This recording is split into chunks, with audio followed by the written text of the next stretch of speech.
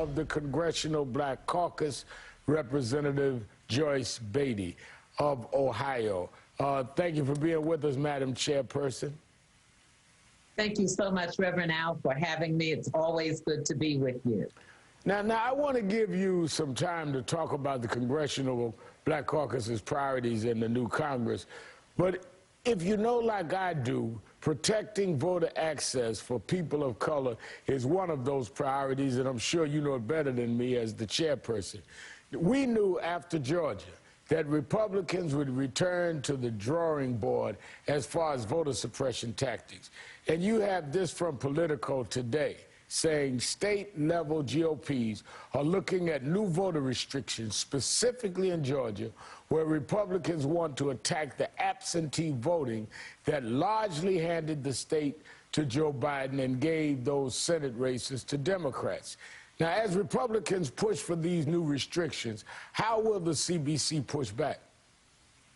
Well, thank you for that. Certainly, we realize that after all of the work that many of our partners and advocates, including the National Action Network, worked with us to fight against voter suppression. So as we look at legislation, as we work with our state legislatures, you know that they do the reapportionment and the redistricting in the General Assemblies across the state. So we're going to be strong. We're forming partnerships now. It's one of our top priorities. When we look at many of the things in the John Lewis Voting Rights Act, when we look at other legislation that we're going to be actively participating in.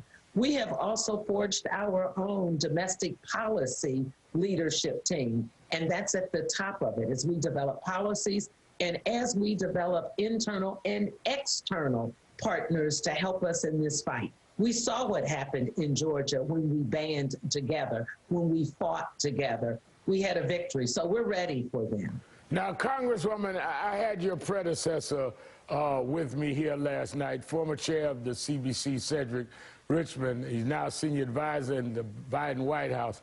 I want to play a little bit of what he had to say about the challenges of not only getting the vaccine to the black community, but getting around decades of distrust in mass medicine in those communities. Take a listen. I wanted to answer the questions that I hear when I go to the barbershop.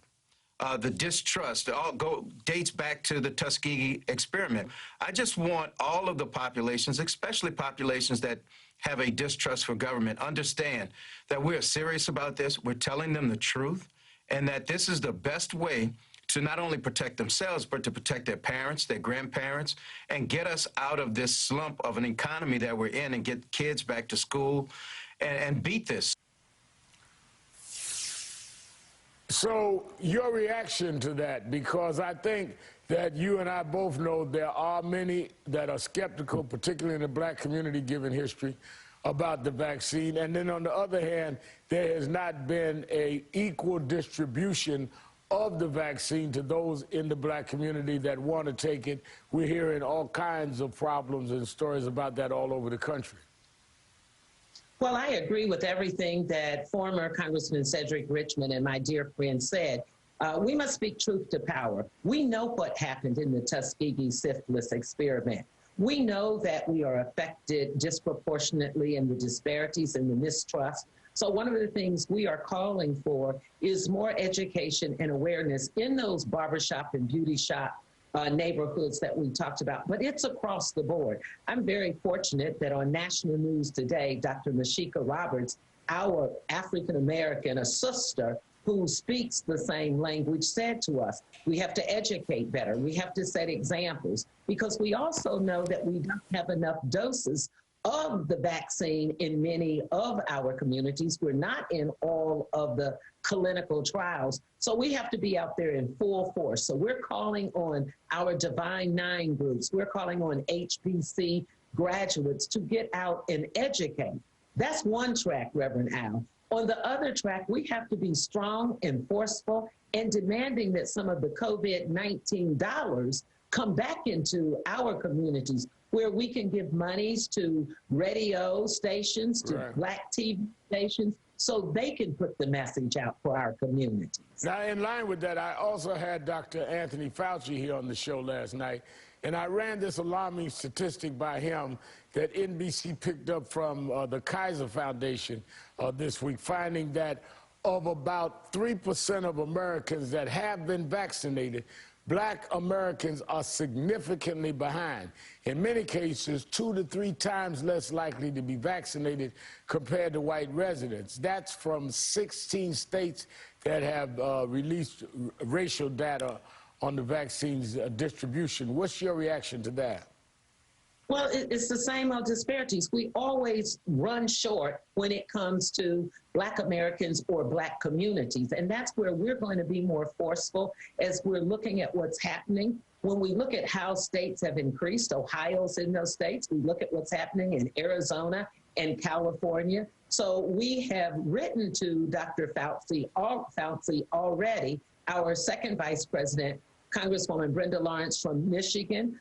This week, we will be putting together a panel of Black physicians and scientists speaking directly to our communities, because it's all about education and awareness. It's about putting an investment in our communities and making sure that when we talk about essential workers, those over 75 years of age and 80 who look like you and are in those numbers to get the vaccine. So your priorities is dealing with voting and dealing with the vaccine as well as education. I'm out of time, but what are the other priorities that you are looking to lead the CBC in? Let me just quickly say, obviously COVID-19, economics, 41% of Black businesses are in turmoil, and also the injustices that we are facing. We will still be pushing the George Floyd Justice and Policing Act, education, and cleaning up our environment, the environmental justice. So we have a full plan. I want to come back, Reverend Al, so we can roll it out for you. All right. Well, you definitely will be coming back, and we're definitely looking forward to that rollout. Congresswoman Joyce Beatty, thank you for your time tonight, Madam Chair Lady.